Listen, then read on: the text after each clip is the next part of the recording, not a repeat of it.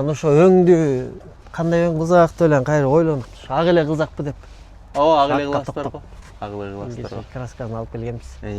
Ону эке красить аткан маалдачы бумажный скотч таптап алгыла. Ян буларды эми жууп тазалаган. Просто эме кетпей калыштым алдым анданчы.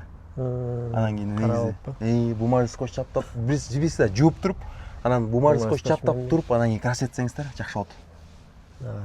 Вот терезенин немеси, рамкасы кичине оор болсо кетире албайчы.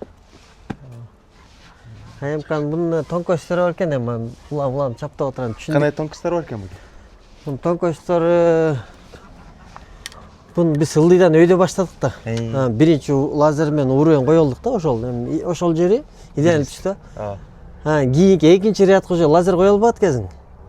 Анан ошону мындай көтөрүп отуруп ушул келтирдик. Анан айнектин үстүлөрүн ошол жерлер бир аз эмерээк болуп калат экен да, кооптуу болуп калат. Анткени ал жердин бияка аттаганда келбей ошол жерлерден келбей калып, ушундай болуп кеткендей болду да. Терезеге келгендечи астын өткөрбөй, үстүн өткөрүш керек да ошончучу. Ооба. Арислан. Ошондой кылып ушул бириңдетип, жармаштырып үйрөндүк ушу кыскасы. Мондай астылары калып калды, эми ушул жерлерди жабыш керек болот биртеке ойлонуп.